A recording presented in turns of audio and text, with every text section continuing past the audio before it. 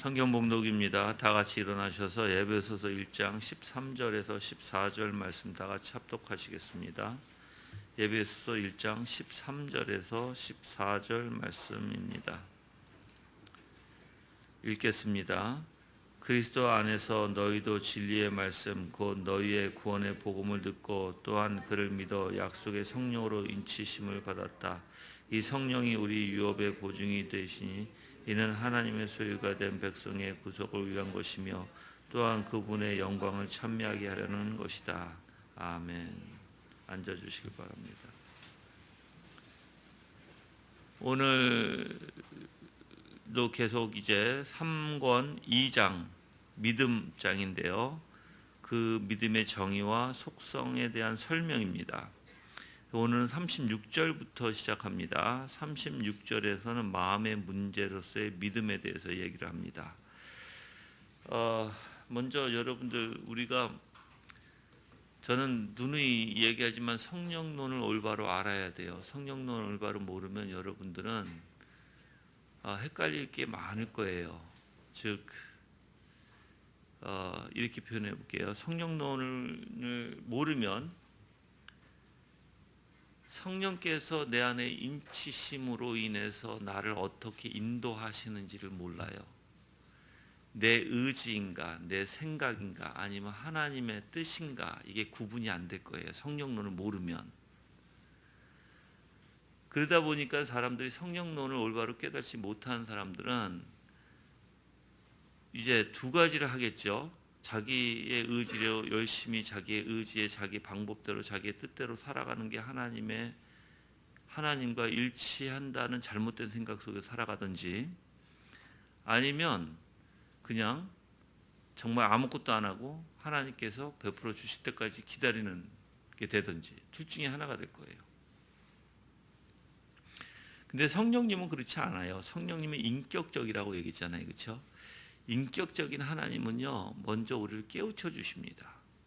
일깨워 주시고 또한 생각하게 하시고 내 마음에 찬동하게 하시고 동의하게 하시고, 그래서 내 의지가 자발적으로 움직이게 하시는 분이에요. 이게 내 뜻에서, 내 방식에서, 내 생각에서 나오는 의지가 아니라 하나님의 은혜 안에서 나오는 의지와 구분되는 것입니다. 그래서 36절에서도 이 마음의 문제로서의 믿음을 다루고 있어요. 그래서 믿음은 마음의 문제다라는 내용인데, 자, 칼빈은 이렇게 얘기합니다. 지성이 이해한 것을 마음속에 부어 넣어야 한다, 이렇게 표현해요. 지성이 이해한 것을 마음속에 부어 넣어야 된다. 즉 마음에서 깨달아야 된다는 것이죠. 지성만 가지고 있어서는 절대 안 된다. 그래서 하나님의 말씀을 믿음으로 받으려면 마음 깊은 곳에까지 뿌리를 내려야 한다고 얘기해요. 만약에 우리가 그냥 지성적으로, 이성적으로 알기만 하고 배회만 한다면 그건 올바른 것이 아니다라고 얘기해요. 자, 마음의 깊은 뿌리를 내릴 때 이제 사탄이 우리에게 시험을 주던, 아니면 우리가 유혹에 있던 간에, 아니면 어려운 문제에 있던 간에 우리가 막아내고 물리칠 수 있는 난공불락의 성이 될 수 있다라고 칼빈은 말합니다. 그래서 여러분들이 아는 것에 그치지 않고 내 마음까지 찬동을 하려면, 그러니까 이거를 내가 최대한 여러분들 좀 이해를 좀 시켜볼게요. 여기는 이렇게 하나님이 그냥 은혜 주셔서 여러분이 읽고 배우는 것이 내 마음에 담아서 그게 정말 뿌리를 내려서 의지까지 자연적으로 움직이게 하면 너무 좋죠. 그렇죠? 근데 우리는 사실 그렇게 생겨먹은 인간들이 아니잖아요. 그게 이제 힘든 거예요. 그래서 제가 몇 가지를 여러분들에게 해야 할 훈련이 있고요. 그 훈련 가운데 이제 여러분이 훈련을 하다 보면 그렇게 되어지는 신앙이 무엇인지 이제 알게 될 때가 있을 거예요. 근데 먼저는 훈련이겠죠. 그렇죠? 자, 저는 성경을 읽으면서 보통 묵상을 할 때 내용 파악을 하잖아요. 그렇죠? 근데 내용 파악에서 저는 절대 끝나지 않아요. 내용 파악에서 끝나면 제가 설교를 못 해요. 저 자신이. 내용 파악에서 끝나면 설교를 못 하고 나는 내용 파악을 통해서 그 안에 하나님이 뜻하신 바가 무엇인가, 또는 하나님이 나한테 무엇인가 깨닫게 해주신 게 무엇인가 있어야 돼요. 그게 있지 아니하면 그냥 내용 파악만 가지고 여러분들한테 설교하기는 너무 힘들어요. 제가. 왜냐면 내용 파악은 내가 하는 것도 뭐 여러분도 잘 하는데 뭘 그 내용 파악을 굳이 내가 이 강대상이 서서 내용 파악한 것을 얘기할 필요가 뭐가 있어요. 그렇죠? 내용 파악은 간단하게만 얘기하고 중점적으로 내가 깨달은 게 무엇인가를 여러분들한테 설명을 하면서 그걸 이해시켜야 되는데, 이제 그게 이제 문제예요. 묵상할 때 여러분이 그게 있느냐 이거예요. 이제 묵상할 때 내용 파악만 하는 것이 아니라 그 안에서 정말 나한테 무엇인가 깨달음이 있어서 아 이렇구나 라고 내가 정말 이렇게 뭐가 정말 머리로만 깨닫는 것이 아니라 마음까지 같이 찬동이 되는, 동의가 되는, 그래서 그것이 마음까지 동의가 될 때 그냥 머리로만 아 그렇구나가 아니라 그게 자연히 내 의지로 나타날 수 있도록, 이제 그게 중요하겠죠. 그렇죠? 근데 보통 보면 제가 이제 내용 파악하면서 제가 보통 그렇게 깨닫게 될 때는 누구를 깨닫게 되냐면 하나님의 원리를 나는 원리라고 표현하거든요. 하나님이 역사하시는 원리, 하나님이 뜻하시는 원리, 하나님이 모든 속성으로 주권적으로 다스리시고 통치하시고 섭리 가운데 인도하시는 원리, 이런 걸 깨달아요. 그래서 난 원리라는 단어를 표현하는 거예요. 여러분들에게. 그 원리를 깨달을 때 똑같아요. 지금도 성령님을 얘기하는데 지금 많은 부분이 지금 기독교 강요에 여기에 나와 있는 부분이 아닌 걸 제가 얘기하는 거예요. 이유는 뭐냐면 생각해 보세요. 내 지성으로 배워서 내 마음에까지 뿌리까지 집어넣으려면 이게 그냥 우리가 되지 않아요. 첫 번째, 물론 우리가 훈련이 필요하겠죠. 공부하고 우리가 원하고 그것을 하나님 앞에 간구하는 게 필요한데, 중요한 것은 성령께서 우리에게 조명을 주셔야만 가능해요. 이거. 근데 찾고 구하고 두드리는 자에게 주신다고 했잖아요. 그래서 우리가 여러분들이 불안히 하나님의 것을 알려고 몸부림쳐야 된다는 거예요. 그럴 때 성령께서 조명을 통해서 우리에게 밝혀내 주시고 계시를 통해서 알게 하시는 거예요. 그 알게 하실 때 보면, 보통적으로 보면 저는 하나님이 어떤 분이시면서 그 하나님이 역사하시는 원리를, 그러니까 그 하나님이 어떤 분이신지 알면서 그분이 어떻게 역사하시는지 그 원리를 보게 된다는 거예요. 저는 그럴 때 아 이렇구나라는 것을 알게 되고 이것이 참되다는 것을 알게 되고, 그 원리를 알았을 때 내 삶에 그거에 그대로 내 마음에 뿌리를 냈으면 그 삶 속에서 그게 원리가 그대로 적용이 되어지는 게 돼야 된다는 거예요. 이거는 성령께서 조명을 주시지 아니하면 절대로 이해 못하는, 그래서 우리의 지성에만 의지하면 있을 수 없는, 그래서 칼빈은 이렇게 얘기합니다. 하나님의 영이 조명에 의해 지성이 참된 이해력을 갖게 되는 것은 사실이라면 마음에 확신을 가져다 주는 것이 성령의 능력임은 더욱 분명할 것이다. 이렇게 얘기해요.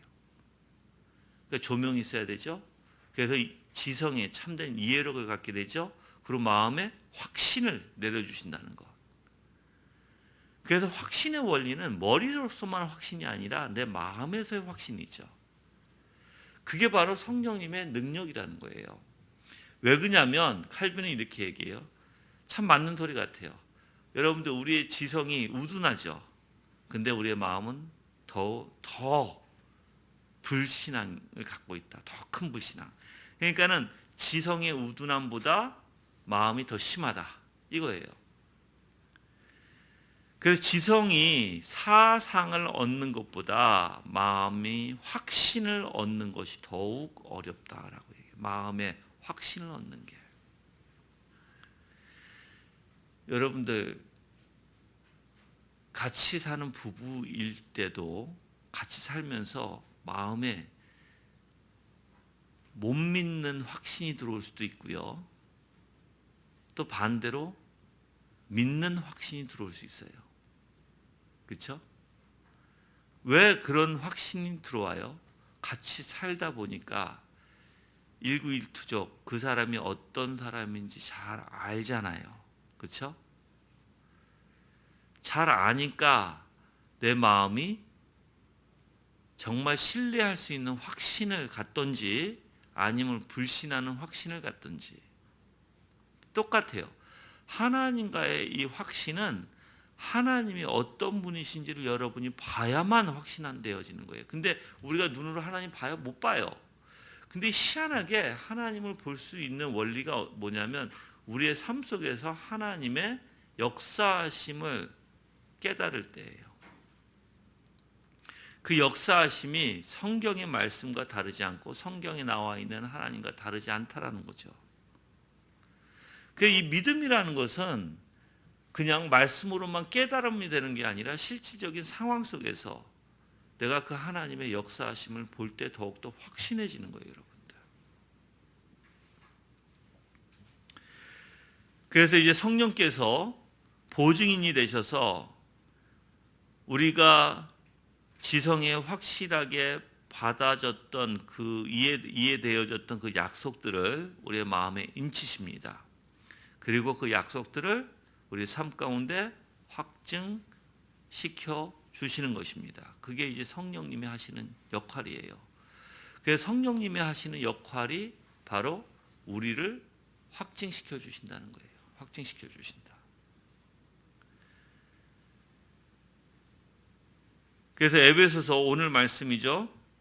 1장 13절과 14절에 보면 그리스도 안에서 너희도 진리의 말씀 곧 너희의 구원의 복음을 듣고 또한 그를 믿어 약속의 성령으로 인치심을 받았다. 이 성령이 우리의 유업의 보증이 되시니 이는 하나님의 소유가 된 백성의 구속을 위한 것이며 또한 그분의 영광을 찬미하게 하려는 것이다라고 얘기합니다. 즉 약속의 성령으로 인치심을 받았다라고 얘기해요. 그래서 성령께서는 아까도 얘기했죠. 이 약속을 깨닫게 하세요. 지성으로. 그리고 그 약속을 마음에 인치십니다. 그리고 그 약속들을 내 삶에 확증시켜 주시는 것이에요. 그게 우리의 삶에 실질적으로 나타나야 돼요. 그래서 약속이 그렇게 중요한 것이에요, 여러분들.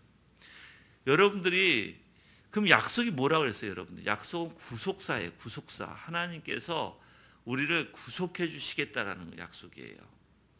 그래서 이 구속은 누구한테 있어요? 예수 그리스도에게 있잖아요. 그래서 예수 그리스도를 통해서 예수 그리스도께서 하신 모든 그 사역을 우리를 대신해서 해주신 걸로 간주해 주실 것이고, 우리를 의롭다 해주실 것이고, 또한 예수 그리스도 안에 있는 모든 보화를 우리 거로 삼게 해주시겠다는 거예요. 우리가 누릴 수 있도록. 그게 그래서 영광 가운데 우리가 더욱더 예수 그리스도의 형상으로 화되게, 변화되게. 그게 약속이에요, 여러분들. 그러면 제가 한 가지 물어볼게요. 우리의 사고는 보통 어떤 사고를 갖고 있냐면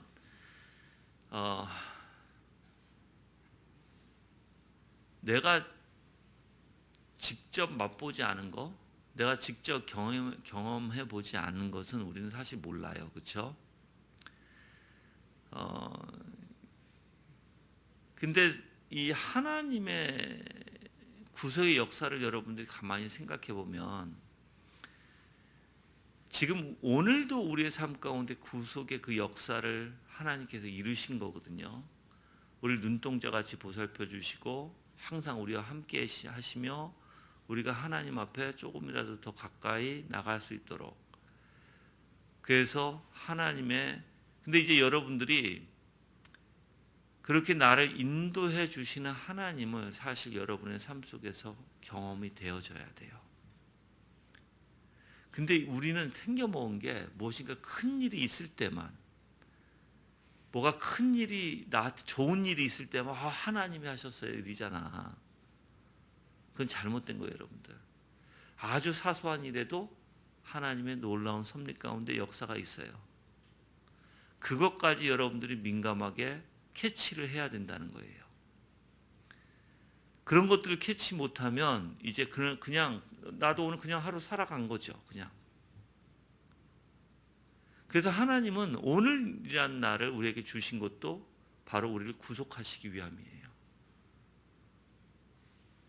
그래서 그 하나님이 어떤 분이신 줄 알고 우리의 삶을 가만히 보면, 그리고 그래서 여러분이 삶 속에서 정말 하나님의 놀라운 경험들이 일어나야 되는 거예요 여러분들. 그게 실질적으로 나타내야 되는 것이고, 꼭 어떠한 뭐 기적적인 일만 있어야만 하나님이 역사하셨어요가 아니에요 여러분들. 자, 이제 반대로 이렇게 얘기해 볼게요.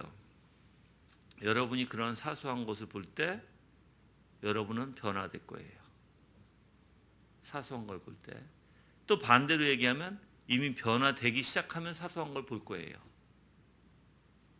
그러니까 여러분이 하나님께서 여러분들을 변화시켜 가시는 것은 뭘 변화시켜 가세요?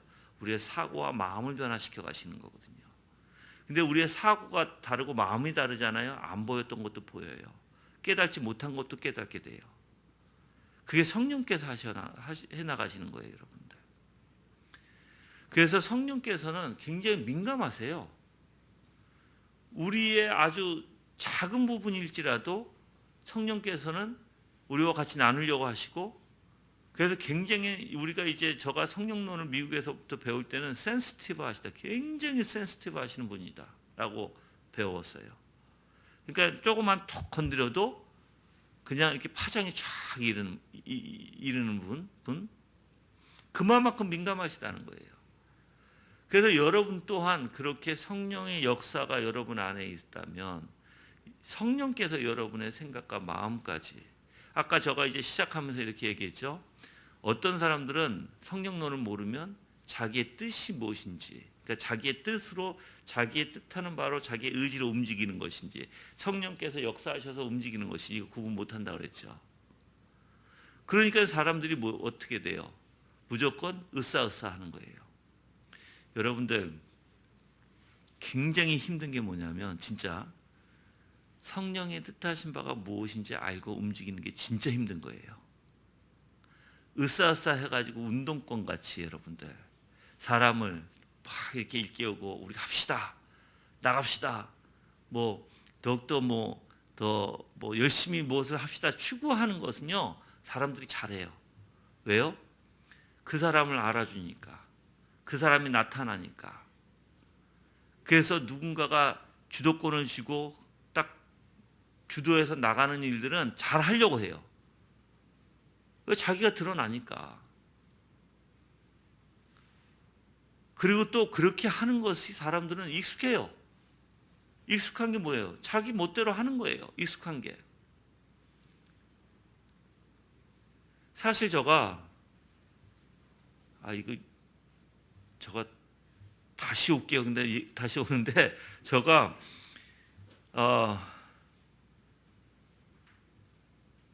이 시편 그 다음 장 37절에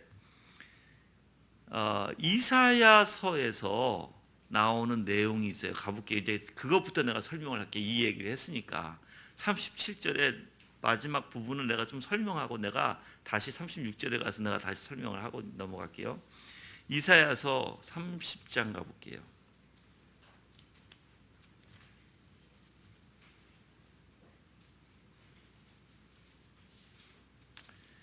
30장 15절 말씀.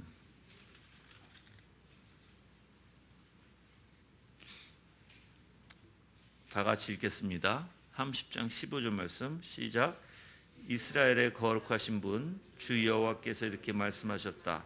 너희가 돌이키고 조용히 있어야 구원을 받을 것이며 잠잠하고 신뢰하여 힘을 얻을 것이다. 너희가 원하지 않고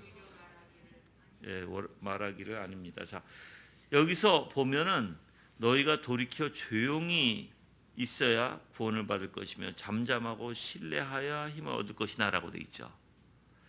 이 표현이 무엇인지 제가 조금 여러분들한테 알려드릴게요. 왜 지금 내가 갑자기 이쪽으로 왔냐면 아까도 얘기했어요. 내 의지, 그러니까 내 뜻대로 내 의지가 움직이는 원리와 성령께서 나의 의지를 움직이는 원리와 완전히 달라요. 그걸 나는 여러분들이 알았으면 좋겠는 거예요. 자, 여기서 첫 번째 우리가 15절에서 이스라엘의 거룩하신 분 주 여호와께 이렇게 말씀하셨다 하면서 너희가 돌이키고라고 돼 있죠. 이 돌이키다는 건 무슨 뜻이에요? 겸손하게 회개하다 또는 하나님께로 돌이키다. 여호와의 말씀을 멸시하던 자들이 하나님을 경외하는 것. 또 마음이 완악했던 자들이 겸손히 회개해서 여호와의 뜻을 따르는 것을 나타낼 때 쓰는 말이에요. 이 돌이키다라는 뜻이. 그래서 이것을 회개라고 하는 단어로도 해석을 해요. 돌이키다라는 단어가. 그래서 이 돌이킴은요, 자신에게 아무런 소망도 없다는 사실을 절실히 깨닫고 자신의 죄악에 애통하며 겸손히 하나님 앞에 무릎 꿇는 것부터 시작하는 거예요. 이 돌이킴이. 자, 그래서 또한 두 번째 단어가 조용히 있어야라고 표현하죠. 조용히 있어야. 이 조용히 있다라는 건 자리에 움직이지 않고 가만히 두는 것을 의미하죠. 자, 그러면 이 문맥에서 보면은 위기에 극복하기 위해서 지금 주변 국가, 지금 여기에 아람, 즉 북이스라엘 연합군의 공격으로 지금 위기에 처해 있던 상황이에요. 그래서 이사야가 아하스 왕에게 요구하는 거예요. 하나님이 이렇게 얘기하셨다. 이렇게 해라. 즉 무슨 뜻이냐면 지금 야, 넌 잠잠히 있어. 너 뜻대로 하지 마. 하나님께서 하실 거야. 그러니까 너는 하나님만 바라봐. 너 마음대로 너 의지 가지고 행동하지 마. 이런 뜻이에요, 이게. 그래서 주변 국가를 정신없이 왕래하지 않고, 그러니까 지금 내가 위험에 처해 있다고 해서 여기 가서 도움 얻으려고 하고 저기 가서 도움 얻으려고 하고 자기의 의지 가지고 자기의 생각 가지고 왔다 갔다 하지 말라는 거예요. 지금 이 내용 자체가. 그래서 마음을 굳건히 하는데 중심을 잡고 여호와 하나님을 신뢰함으로 갖는 마음의 평정을 의미하는 것이다라고 얘기합니다. 그래서 구원의 비결은요, 여호와를 배제한 가운데 자기 주도적으로 무엇인가 열심히 하는 데 있지 않고요, 자신의 무력함을 인정하는 가운데 여호와 하나님을 온전히 신뢰하는 데 있어요. 자, 이거를 사람들이 몰라요. 사람들이 이 차이를 모르는 거예요. 우리가 가만히 무력함을 인정하고 주님, 내가 주님만 신뢰합니다 하면 가만히 있어야 되는 줄 알아요. 잠잠히 있으라, 조용히 있으라는 뜻이.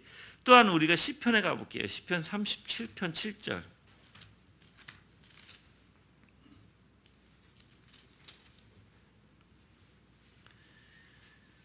다 같이 읽을게요. 시작. 여호와께 잠잠하고 그분을 기다려라. 악한 계획을 꾸미고 자기 길에서 성광하는 사람 때문에 불평하지 말아라. 그렇죠? 자, 여기서도 여호와 앞에 잠잠히 하고 뭐예요? 그분을 기다려라 하죠. 똑같아요. 잠잠하다는 건 침묵하다, 조용하다는 뜻이에요. 그냥 체념하고 포기하라라는 의미가 아니에요. 그렇죠? 그래서 우리의 마음을 사로잡는 의심이나 조바심, 그런 것들을 하지 말고 오히려 적극적으로 믿음으로 대처해라. 하나님을 바라라 라는 뜻이겠죠. 그래서 모든 문제 해결이 누구에게 있어요? 여호와 하나님께 있죠. 그래서 죄된 자들이 행행해요. 그래서 하나님이, 그로 인해서 하나님의 백성이 위기에 처해 있다 할지라도 우리는 어떻게 해야 돼? 조급하지 마. 의심하지 마. 분명히 하나님께서 일어나실 것이야. 하나님께서 분명히 역사하실 거야. 그래서 너는 의연한 자세로 잠잠히 하나님을 기다리고 있어라는 뜻이에요, 이게. 그 참고 기다려라라는 뜻도 원래 주춤하다 몸부림치다라는 뜻인데요. 그래서 이 내용이 참고 기다리라는 뜻이 출산하는 여성이 고통스러워 몸부림치는 것을 나타낼 때 사용하는 단어라고 얘기해요. 자, 그러면 여기서도 똑같죠. 기다림이라는 것은 단순히 어쩔 수 없어서 기다리는 수동적인 기다림이 아니라 산모가 태어날 아기를 보게 될 희망을 가지고 온갖 고통을 참고 견디듯이 하나님의 행하심이 분명히 그 가져올 영광을 기대하고 고대하면서 몸부림치면서 기다리라는 거예요. 어려움 가운데 견디며. 자, 그러면 아까 이사야서도 그렇고 여기서도 그렇고 잠잠히 기다리는 게 우리 가만히 있는 게 아니죠. 소망을 가지고 마음에 품고 내가 아무리 어려운 일이 있어도 견디며 어떻게 해야 돼요? 하나님을 바라보는 거예요. 자, 이럴 때 해야 되는 거 한 가지가 있죠. 해야 될 게 뭐냐면 여러분의 책임은 열심히 해야 되는 거예요. 여러분의 책임. 엄마면 엄마로서의 책임, 직장에 가는 사람 직장에서의 책임, 내가 아빠면 아빠로서의 책임, 아이들이면 아이들이 학생으로서의 책임, 또는 자식으로서의 책임을 다하는 거예요. 일반적인 아주 기본된 책임들. 그걸 책임을 다하면서 뭘 바라봐요? 하나님께서 역사하심을 바라보고 그분에게 소망을 두는 거예요. 그리고 너 마음이 요동치지 말라는 거예요. 요동치지 말라. 너 뜻대로 너가 원하는 대로 너가 하고 싶은 대로 움직이지 마라 라는 거죠. 여기저기 갔다가 막 두서없이 막 그냥 이 나라 가서 도움을 청하고 저 나라 가서 도움을 청하고 그러지 마라. 잠잠히 기다려라. 저는 이 내용에 왜 저한테는 이렇게 중요한 이 내용이냐면요. 성령님의 역사는요, 우리를 잠잠케 해요. 하나님을 바라보게 해요. 내 마음을 요동치게 해서 자꾸만 내가, 여러분들 물론 우리가 이렇게 얘기하잖아요. 먹고 싶으면 드세요. 먹으면 되는 거예요. 그렇죠? 뭘 먹을까, 뭘 마실까, 그거 걱정할 필요는 없어요. 그거 걱정하는 건 미련한 짓이에요. 그렇죠? 그냥 먹고 싶은 대로 먹으세요. 근데 뭘 하지 말아야 돼요? 욕심을 부리지 마라라는 거예요. 죄는 지지 마라. 여러분이 모든 거 다 할 수 있어요. 그리스도 안에서는 다 자유함이 있어요, 여러분들. 그래서 여러분이 뭐든지 할 수 있어요. 그렇지만 뭘 하지 마라? 죄는 짓지 마라.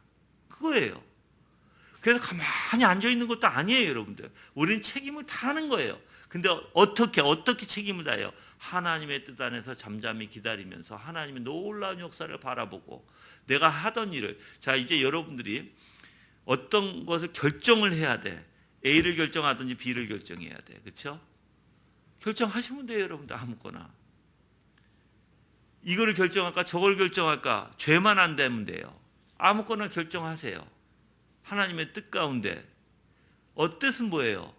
의심하지 말고 하나님이 주신 이것도 주셨고 저것도 주셨어. 죄가 아니라면. 그렇죠? 다 할 수 있어요. 그렇지만 내 자신을 점검하고 내 마음에서 조바심을 내거나 내 마음에서 의심이 있거나 하지 말고 아무거나 할 수 있어요.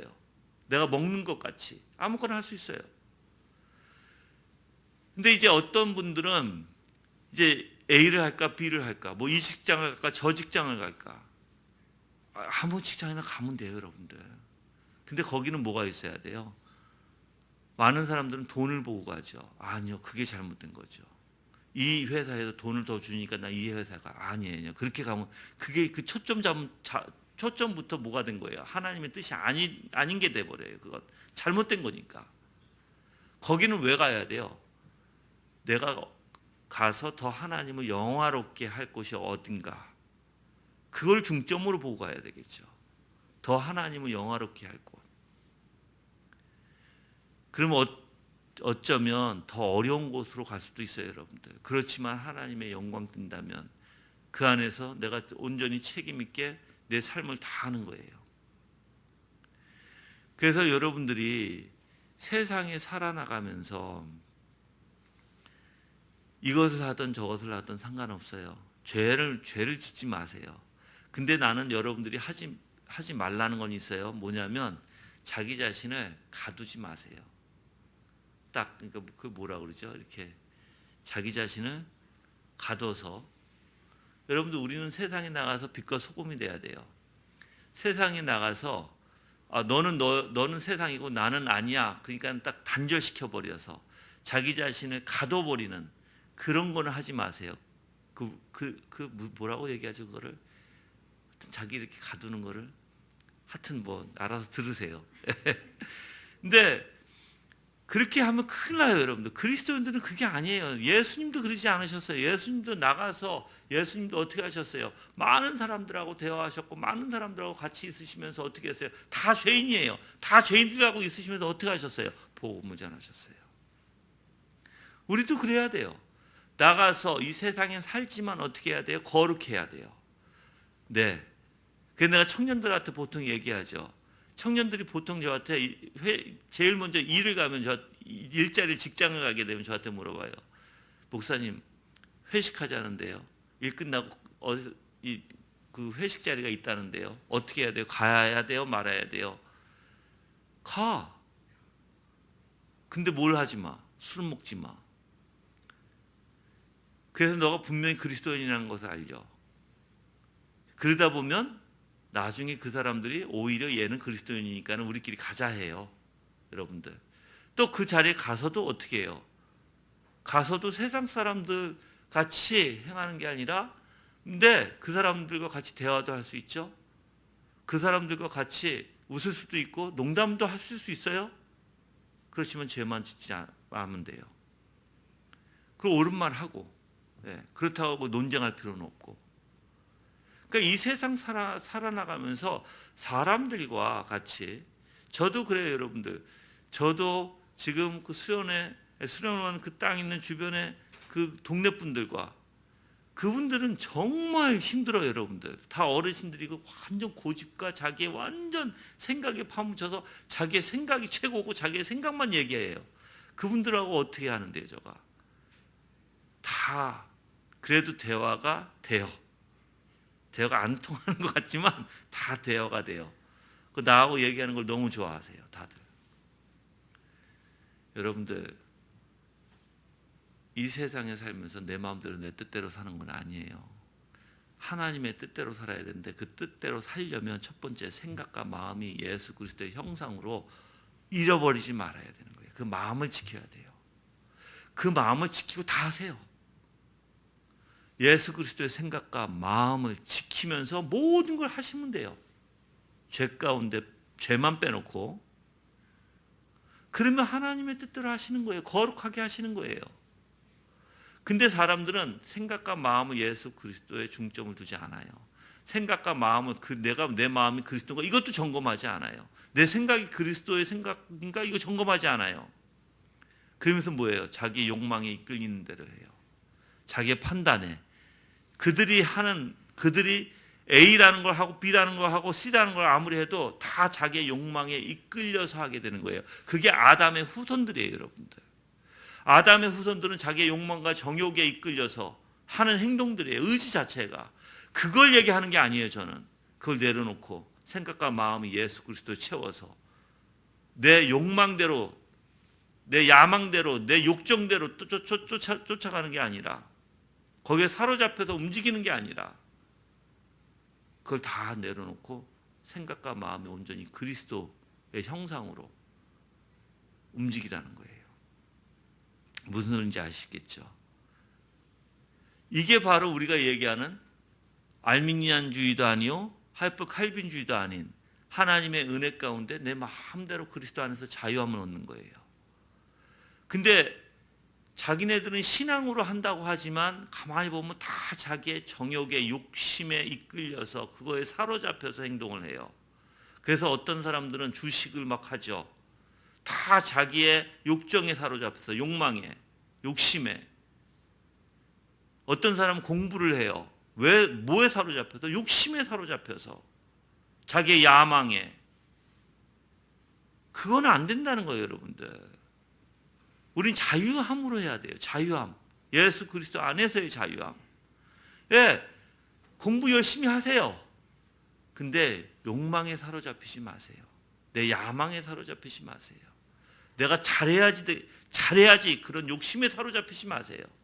그냥 예수 그리스도의 마음에 예수 그리스도의 형상으로 생각으로 그냥 열심히 내 책임을 다 하는 자가 되면 되는 거예요. 그러고 나서 그 결과는 누구한테 맡기는 거예요?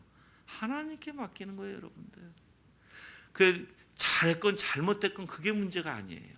그렇죠? 내 생각과 내 마음이 예수 그리스도 안에 있느냐, 내 마음을 잃어버리지 않았느냐, 그게 중요한 거예요. 그래서 성령께서는 우리 안에서 그거를 붙들어 주세요. 그래서 성령께서는 내 마음대로 하고자 하는 것을 딱 잡아주세요. 하나님의 뜻대로요. 이걸 모르면 사람들은 다 자기가 행동하는 거, 자기의 욕심과 야망과 욕정이 다 끌려서 거기에 사로잡혀서 움직이죠. 여러분들, 그래서 내가 여러분들한테 눈을 얘기하잖아요. 아담이 타락한 이후에는 그 아담의 의지가 뭐 때문에 움직일까? 오직 예수 그리스도의 그 한 분만이 그러한 욕심과 야망과 정욕에 사로잡히지 않는 의지에서 움직이시는 거예요. 무슨 소리인지 아시죠? 그래서 우리와 달라요, 그분이. 그럼 우리가 다시 회복받았으면, 중생했으면 그리스도인들의 의지가 어떻게 움직여야 되는 거예요? 의지가 예수 그리스도의 아름다운 형상으로, 아름다운 그 영광에 사로잡혀서 움직여야 되는 거예요. 다른 게 아니에요. 근데 모든 인간이 아담 이후로 이 전 세계에 태어난 인간이 자기 의지를 어떻게 움직여요? 자기 의지가 다 자기의 정욕에, 욕망에, 욕심에 이끌려서 움직이잖아요. 근데 우리는 그렇게 하려고 하지 않는 거예요. 이제 여러분들 진짜 뭐가 알미니안주의고 하이퍼 칼빈주의고 뭐가 은혜로 되어지는 의지인지 조금 아시겠죠? 예. 이걸 모르면 막 내 마음대로 하는데 다 자기 정욕의 욕심에 끌려서 해요. 자기 의지가. 그래서 우리는 결과에 두지 않는 거예요. 결과에 마음을 두지 않아요. 왜요? 내 생각과 내 마음이 예수 그리스도의 형상이냐, 그거에 초점을 둬요. 그러니까 결과는 하나님의 뜻에 있는 거죠. 나한테 유익이 되든 나한테 잘못되든 그것도 다 하나님의 뜻에 있어요. 하나님의 주권적 섭리 가운데. 그래서 여러분은 결과적인 삶을 살지 마세요. 결과를 자꾸만 보려고 하지 마세요. 과정 속에서 내가 예수 그리스도의 형상을 닮았는지, 내 마음을 지켰는지 보세요. 그게 중요한 거예요. 그거를 못 지키면 이제 어떻게 되냐면 자기 마음대로 자기 뜻대로 하게 되는 거예요. 이제 그러면서 이렇게 하면 됐을 걸, 저렇게 하면 됐을 걸. 그게 이제 착각이죠, 착각. 예. 그래서 아이들에게도 여러분들 어려서부터 그걸 가르쳐야 되는 거예요. 너의 생각과 마음을 지키는 일, 거기서 생명이 나오는 일이라고 말씀하셨기 때문에. 예. 이해하신 줄 믿어요. 예. 왜 그러냐면 굉장히 중요한 내용이라서 그래요. 이거 알지 못하면, 그래서 우리가 왜 예수 그리스도의 영광을 보는 게 그렇게 중요한가? 이 영광을 보는 게요, 아름다움에, 내가 그리스도의 아름다움을 보면 그 아름다움은요 그냥 이 지성으로만 남지 않아요. 그게 내 마음에까지 찬동이 되고 내 의지까지 그를 움직이게 해요. 그래서 우리는 계속 그리스도의 아름다움, 하나님의 아름다움을 또 이제 아름다움으로 표현했지만 전능하심과 전지하심과 우리가 그분의 긍휼과 자비와 이런 것들의 아름다움을 봐야 된다는 거예요. 내 마음을 움직일 수 있을 정도로. 그리고 그렇게 움직일 정도로, 내 의지를 움직일 정도로 보려면 한번 이렇게 볼게요. 우리는 그렇게 본능이 그렇게 있어요. 내가 여러분들한테 눈을 얘기하지만 우리가 영화를 볼 때 부모님에 대한 효도의 영화를 보거나 슬픈 영화를 보면 우리도 같이 거기에 감동되잖아요. 그래서 우리 부모님의 생각이 나고, 그렇죠? 그래서 부모님한테 전화를 걸고, 그렇죠? 그래서 자, 이런 것이 잠시지만 그게 내 안에 정말 뿌리로 박히는 것이 아니라 잠시 감정으로 잠시 동안 하잖아요. 똑같아요. 예수 그리스도를 내가 정말 아름다움을 보기 시작하고 위대함을 보기 시작하고 정말 그분의 권능을 보기 시작하면 내 마음이 사실 이건 잠시 움직이는 게 아니에요. 하나님의 그게 이제 영광이거든요. 그 영광이 사로잡히면 내 마음에 이게 뿌리를 내려요. 그래서 그분이 어떻다라는 것을 본능적으로 알게 되고요. 그 성령의 조명해 주심에 계시해 주심에 따라 그래서 내 생각과 내 마음이 내 의지가 그분께 내가 본 대로 그 영광을 아는 대로 움직이게 되는 거예요. 같이. 그래서 사랑의 영광을 봤으면 사랑의 아름다움을 봤으면 내 마음이 어떻게 해져요? 온유해지죠. 포근해지죠.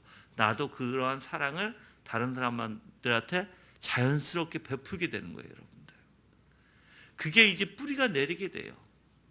그냥 감정에 잠깐적인 감동에 휩쓸려서 하는 게 아니라 진짜 뿌리가 내리게 된다고요. 그것을 우리는 한도 없이 계속해서 하고자 해야 되는 거예요. 그래서 우리가 말씀 묵상하는 거예요. 말씀 묵상이 아니면 이게 안 되기 때문에 그래요, 여러분들. 여러분이 그 영광을 볼 수 있는 길은요, 제가 볼 때는 두 가지 일인 것 같아요. 하나는 말씀 묵상을 통해서 여러분들이 연구하고 묵상하면서 볼 수 있는 원리와 하나는 말씀으로 들으면서 볼 수 있는 이 두 가지예요. 그리고 여러분이 놓치지 말아야 되는 게 있어요. 놓치지 말아야 되는 게 계속해서 하나님의 말씀을 듣는 일에 놓치지 말아야 되고 다른 사람 듣지 마시고 내 설교만 들어요. 알았죠? 예, 내 설교만 들어도 모자라. 여러분들 내 설교 옛날 거서부터 다 들어봐. 아마 평생 들어도 모자랄걸. 지금 그만큼 많아요. IPA 디스크에 얼마나 많은 강의들이 있고 얼마나 많은 설교들이 있어요. 그렇죠? 저가 지금 10몇 년 해온 것이 물론 한 번 다 날아간 적이 있어. 진짜 한 번 다 날아. 그리고 또 다시 모은 거예요. 모은 게 그만큼이에요. 그렇게 많은 것들이 있잖아. 그렇죠? 그러니까 여러분이 그거 들어도 되고 아니면 묵상해도 되고. 근데 나는 둘 다 해야 된다. 둘 다 해야 된다. 한 가지만 하지 말고 둘 다 해야 된다. 그러면서 계속해서 내 생각과 마음을 하나로 계속 움직여라. 그래서 여러분이 한 가지 좀 특이한 게 있을 거예요. 저 설교 주일날에 가만히 보시면 희한하게 벨직 신앙 고백 하잖아요. 오전 10시에. 벨직 신앙 고백에 나왔던 말씀과 또 이제 11시 예배에 나왔던 말씀과 이제 또 3시 반에 결혼의 중요성에 대해서 얘기하죠. 거기서도 이상하게 같은 말씀이 가직 반복적으로 나오는 것들이 있어요. 저의 그게 좀 이렇게 같이 반복되어져서 말해져요, 이게. 그럼 여러분들이 한 번 듣고 마는 게 아니라 그것을 계속해서 연결해서 듣게 되고 잠시 여러분이 뭐 듣지 못했던 것도 또 다시 또 듣게 되고 하는 거거든요. 똑같은 원리예요.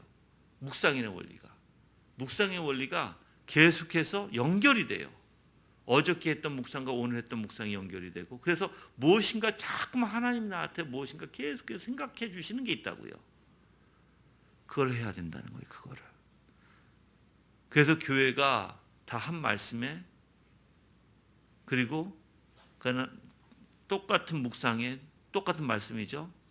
그래서 같이 연합돼서 같이 생각하고 같이 말할 수 있고 같이 대화를 나눌 수 있는 교제를 나눌 수 있는 그게 다 성령님의 놀라운 역사 가운데 있는 거예요, 여러분들. 그래서 성령께서는 신자들의 마음에 확신으로 이렇게 인치십니다. 그래서 성령은 약속의 성령이라고도 부릅니다. 또한 고린도 후서 볼까요? 1장.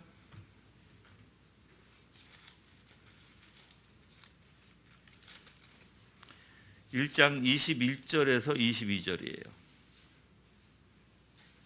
다 같이 읽을게요. 1장 21절과 22절. 1장 너희와 함께 우리를 그리스도 안에서 견고하게 하시고 또 우리에게 기름을 부어주신 분은 하나님이시다. 하나님께서는 우리를 인치시고 보증으로 성령을 우리 마음속에 주셨다. 아멘. 자, 우리와 함께 그리스도 안에서 견고하게 하시고 우리에게 기름을 부어주신 분은 하나님이신데 그 하나님께서 우리에게 인치시는데 보증으로 뭐예요? 성령을 주신 거예요. 그래서 성령님은 우리 안에 안 떠나가세요, 여러분들. 그래서 바울이 5장 5절로 갈까요? 고린도서 5장 5절. 이것을 우리에게 이루게 하시고 그 보증으로 성령을 우리에게 주신 분은 하나님이시다. 그렇죠? 자, 그러면 바울은 소망의 확신과 담대함에 대해서 말할 때 성령의 보증이 그 확신의 기초라고 말하고 있다라고 칼빈은 얘기해요. 자, 다시 얘기할게요. 소망의 확신과 담대함에 대해서 말할 때 성령의 보증이 그 확신의 기초라고 얘기한다는 거예요. 그럼 성령의 보증이 있지 아니하면 소망도 없고 확신, 그러니까 소망의 확신도 없고 담대함도 없게 된다는 거예요. 그래서 여러분들이 우리의 삶 속에서 성령께서 다르게 자꾸만 성령을 보지 마시고 성령을 인격적으로 보세요. 인격적인 관계성이에요. 관계성. 관계 안에서 하나님을 더욱더 알아가게 되는 거예요. 그래서 내가 성령께서 내 생각과 내 마음을 어떻게 주장해 주시는지도 알아야 돼요. 여러분들. 그렇게 민감해야 돼요. 내가 지금 성령께서 역사하시는, 성령께서 정말 그 말씀을 통해서 나를 일깨워 주시고 인도해 주시는지, 아니면 이게 내 개인적인 생각인지 이것도 알아야 돼요. 여러분들. 그 정도로 민감해야 된다는 거예요. 저는 여러분들이 알길 바라요. 그 이유가 있어요. 여러분들. 성경에서는 성령이 내 안에 있는 것을 확신한다라 얘기해요. 안다는 뜻이에요. 모르면 너는 하나님의 사람이 아니다라고 얘기해요. 그러면 그리스도인들은 다 우리 성령이 내 안에 있는 걸 알아야 될까요? 몰라야 될까요? 알아야 돼요. 인치셨으니까. 모르면 하나님 사람이 아니다라고 얘기하는 거예요. 칼빈이 얘기해요. 그 내용에서. 이게 37절에 가서 보면 의심은 믿음을 억누를 수 없다라고 해요. 의심은 이제 믿음이라는 게 있으면 어떠한 의심과 시험이 올지라도 이 믿음을 확 억눌러서 이 믿음을 없앨 수 없는 거예요. 믿음은 항상 있는 거예요. 다시 일어나요. 오뚜기처럼. 믿음을 생각할 때 항상 내가 넘어지긴 해요. 근데 그 영원히 넘어지지 않아요. 항상 오뚜기처럼 일어나요. 알았죠? 그게 믿음의 원리예요. 그래서 믿음은 여러 가지 의심에 시달리고 따라서 신자들의 마음은 평화로울 때가 거의 없으며 적어도 항상 평화로운 상태를 누리지 못하는 것이다. 맞는 소리예요. 그래서 여러분들, 내가 여러분들한테 누누이 얘기하죠. 내 안에 우리는 이렇게 유혹이 있고 의심이 있고 여러 가지의 시험거리가 있잖아요. 그렇죠? 우리에게. 그리고 내 안에서 또 죄와의 육의 원리와 성령의 원리가 싸우기도 해요. 그럼 내 안에는 온통 뭐예요? 전쟁이 뭐예요? 전쟁. 이 전쟁이 있을 때 난 생명이 있다라고 아는 거예요. 그게 내 생명이에요. 내가 지금 영적으로 호흡하고 있는 거예요, 여러분들. 근데 그게 아니라 오히려 내 안에 고요해. 아무것도 이게 육의 소욕인지 영의 소욕인지 싸움도 없어. 진짜 의심이 날 자꾸만 짓누르려고 해. 그거에 맞서서 믿음이 자꾸만 싸우지도 않아. 너무 고요해, 평온해. 이거 뭐가 문제예요? 진짜예요, 여러분들. 그래서 우리 교회는 절대로 평온한 교회가 될 수 없어요. 왜? 내가 평온하지. 담임 목사 마음이 이미 영적으로 평온하지 않으니까. 항상 싸우거든요. 항상 육의 것과 영의 것이 싸우고요. 이 육적인 행동들이 나와요. 나도 모르게 때로는 육적인 생각들이 나오고 그것 때문에 실경이 하고 그것 때문에 아파하고 힘들어하고 그것 때문에 어려워하거든요. 그 또한 어떤 유혹들 때문에도 힘들죠. 이게 계속해서 싸움이 일어나는데 이게 어떻게, 그래서 원래 샬롬이란 단어는 뭐예요? 그 가운데서 샬롬이에요. 샬롬은 평온한 게 아니에요. 전쟁 가운데서 샬롬이에요. 아멘. 그럴 때 여러분들이 아는 거예요.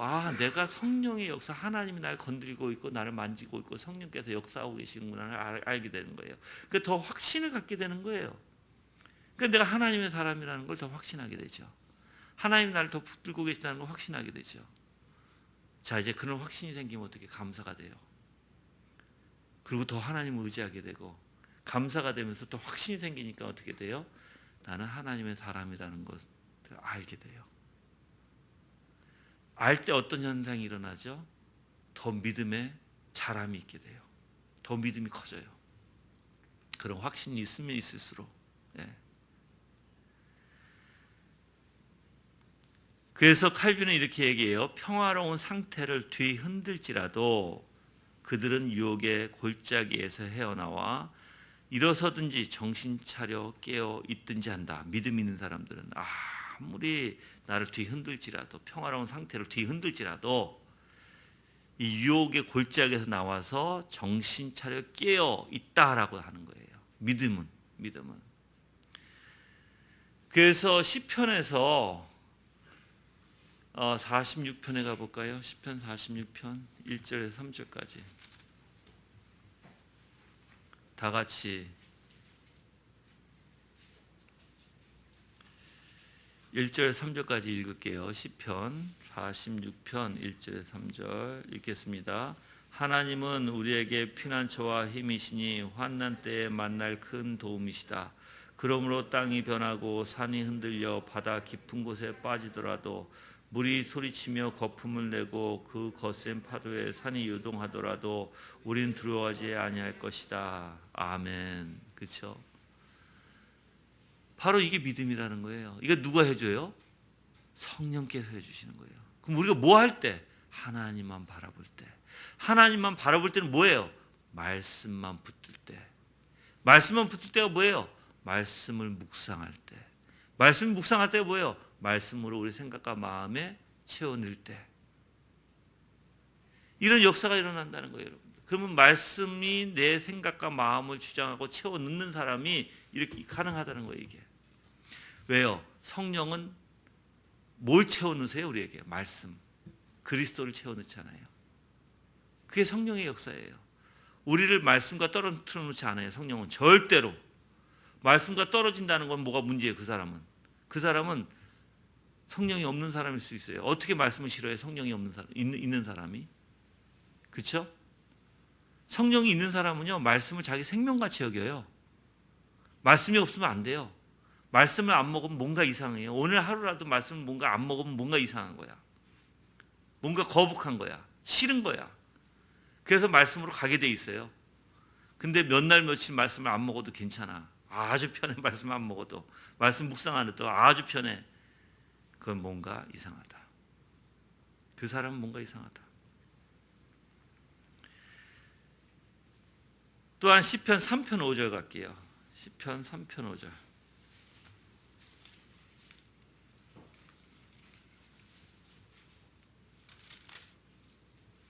다 같이 읽을게요. 시작. 내가 눕고 자고 깨었으니 이는 여호와께서 나를 붙드셨기 때문입니다. 아멘. 자, 이것도 평화로움을 가지죠. 왜요? 어떻게 평화로움을 가져요? 나를 붙들고 계시기 때문에 평화롭다는 거예요, 여러분들. 여러분들 다윗의 시거든요. 다윗을 보면 다윗이 항상 평화로웠나요? 절대 아니죠. 다윗의 삶이 그렇지 않았어요. 여러분들 다 아실 거예요. 근데 왜 이런 표현을 했을까요? 여호와께서 붙드실 때 가능하다는 거예요. 여호와께서. 그래서 여러분들이, 저는 물론 사람마다 다 믿음의 분량이 있어요. 이 세상에서도 평안과 은혜와 하나님의 아름다운 속성을 그러니까는 나보다 더 많이 깨닫고 누리는 사람이 있는가 반면에 나보다 덜 깨달아서, 그렇지만 덜 깨달았지만 그 안에서 누리는 사람이 있어요. 다 믿음의 분량만큼 주세요. 믿음의 분량은 내가 하나님을 얼마나 많이 깨달았냐예요. 얼마나 적게 깨달았냐. 근데 적게 깨달은 사람은 또 적게 깨달은 대로 감사하고 그걸 만족하고 살고, 많이 깨달은 사람은 많이 깨달은 사람도 만족하고 기쁨으로 살고. 다 똑같아요. 근데 믿음의 분량만큼 주세요. 근데 분량을 많이 준 사람에게는 뭘 원하신다 그랬어요? 주신 만큼 원하세요. 다시 되돌려 달라라는 거예요, 하나님이. 그래서 여러분들이 분명히 하나님께서 주신 분량에 따라, 믿음의 분량에 따라 하나님의 은혜를 맛본 한도 내에서는 자기 마음의 평화를 깨트리는 모든 것을 대담하게도 경멸한다고 자랑하는 것이다라고 얘기해 칼빈은. 그래서 우리에게 믿음을 가지도록 이제 권유할 목적으로 지금 하나님께서 너희 잠잠하라. 아까 이사야서 있죠? 잠잠하라. 하나님을 조용히 바라라. 기다려라예요. 그래서 여러분들이 하나님은요 우리에게 정말 좋은 것을 주시기를 원하세요. 그래서 우리가 잠잠히 기다리고 하나님을 바라보려면 뭐가 필요해? 인내가 필요한 거예요, 여러분들. 왜 인내가 필요하겠어요? 내 뜻대로 내 마음대로 하면 왜 인내가 필요해요? 그렇죠? 이제 여러분들이 이걸 알게 되면 내가 움직일 때가 있고 움직이지 않을 때가 있어요. 저는 정말로 한번 이렇게 내가 조금 표현해 볼게요. 지금 수련원에 관련해서 지금 다리 때문에 제가 지금 어딜 가요? 국장까지 만났잖아요, 그렇죠? 어떤 사람 있어요? 그냥 하나님이 해주실 거야. 나 국장 안 만나도 돼 하고 많이 앉아 있는 사람 있어. 그건 잘못된 거죠. 하나님의 섭리 가운데 내가 국장까지 만나게 하신 이유가 있을 거예요, 그렇죠? 그럼 나는 만나면 돼. 내가 요구한 거 얘기하면 돼. 그렇다고 해서 내가 막 어떻게 할까? 이걸 어떻게 만들어낼까? 이렇게 할까? 그러지 않아요. 주시는 대로. 내가 만나야 될 사람 있으면 만나고, 내가 말할 것이 있으면 말하고, 그냥 하나님이 주시는 대로 하는 거예요. 그러면서 어떻게 해요? 기다리는 거예요. 내 뜻대로 안 풀릴지라도 내 힘으로 내가 막 내 힘으로 하지 않아요. 이걸 어떻게든 만들어내려고, 어떻게든 사람을 써서, 어떻게든 인맥을 통해서 어떻게든 그렇게 하지 않는다는 거예요. 요동치지 않는 거죠, 내 마음이. 그래서 때로는 굉장히 이렇게 싸울 때도 있어요. 언제 싸우냐면 내 안에서 이미 육적인 것이 올라올 때, 육적인 막 생각이 들 때, 이렇게 하면 될까, 저렇게 되면 막 이렇게 머리를 쓰려고 하잖아요. 그때 내 마음이 굉장히 힘들어지기 시작해요. 왜? 육적으로 막 생각하게 되면 이제 분명히 뭐가 나올 수밖에 없어요. 당연히 육적인 생각과 마음이, 의지가 나오게 되죠. 그래서 그걸 잠잠히 가라앉히려고 해요, 저는. 근데 생각해보면 난 잠잠히 가라앉혀도 될 건 다 돼. 안 되는 거 없어요. 내가 열심히 국장 만나서 뭐 말도 제대로 못했지만 하여튼 했잖아. 그리고 또 기다려야 되니까 또 기다리잖아. 그거 어떻게 하겠어, 내가. 내 힘으로 안 되는 거. 그러니까 여러분들이 내가 내 힘으로 하려고 하는 그것은 아니다. 내가 이거 알려드리고 이제 저거 마칠 텐데, 내 힘으로 하려고 하지 않는 사람은요 마음이 고요해요. 마음이 요동치지 않아요. 그러니까 욕망에 무엇인가 내 의지가 사로잡히지 않은 사람은 마음이 고요하고 정말 잠잠해요. 내가 막 그런 거 있잖아요. 막 하려고 이렇게 막 무엇인가 충동적이나 아니면 내 안에서 나를 조바심을 내서 막 하게 하거나 그러지 않아요. 그냥 내가 주어진 일에 열심히 하는 거예요. 이거 해야 되면 이거 하고, 저거 해야 되면 저거 하고. 근데 내 마음이 어떤 곳에 사로잡히지 않아요. 그냥 하나님의 아름다운 영광에 사로잡혀서 마음이 평온해요. 저는 여러분이 그렇게 살기를 바라요. 문제가 있어요? 그 문제를 문제로 보지 마세요. 내가 항상 있잖아요. 그 문제는 하나님 앞에, 내가 여러분들 홍해가, 바다가 왜 거기 있었어요? 나 누누이 얘기잖아요. 그 문제라는 홍해가 있었잖아요. 바다 홍해라는 문제가 있었어. 하나님이 왜 거기다 갖다 놨을까? 이스라엘 백성들을 해결해 주시기 위해서, 그 영광을 보게 하시기 위해서. 하나님께서 해결해 주시는 건 하나님 놀라운 영광을 나타내시는 거예요. 여리고 성이 왜 거기 있었어요? 무너뜨려서 하나님의 영광을 나타내시기 위함이에요. 그런 것들이 우리의 인생에 다 문제라고요.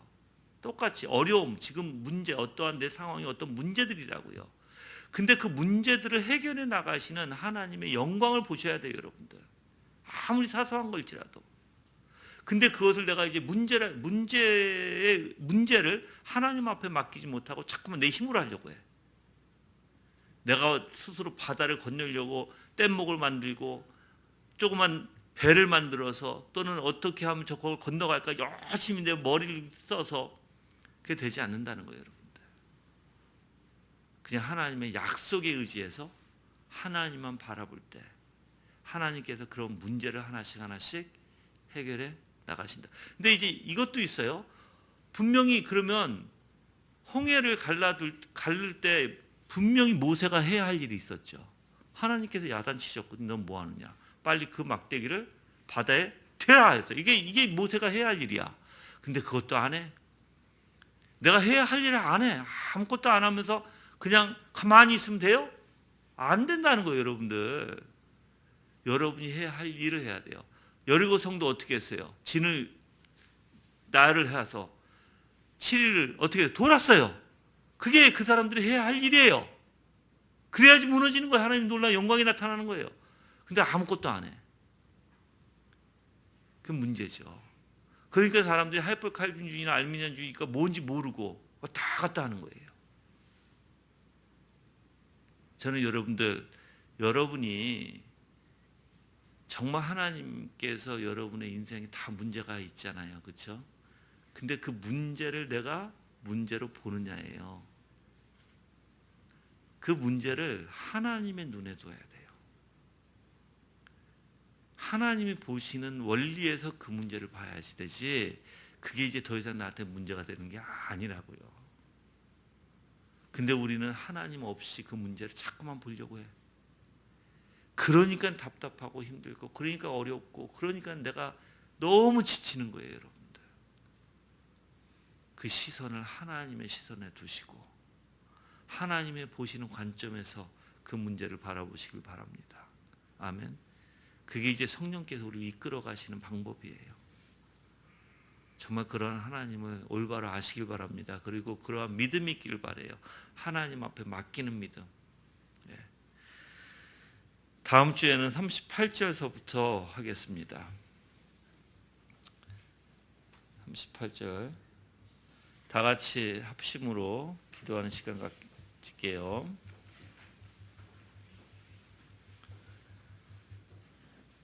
하나님의 은혜 가운데 정말 하나님의 역사가 무엇인지 깨닫고 우리가 내 눈으로 바라보는 것이 아니라 믿음의 눈, 하나님의 눈으로 모든 것을 바라볼 수 있도록 인도하시고, 내 마음대로 내 의지로 하는 것이 아니라 성령의 이끌림 받아 정말 내 모든 마음과 의지가 나올 수 있도록, 그렇게 살아갈 수 있도록 인도하소서라고 다 같이 간구하는 시간 갖겠습니다.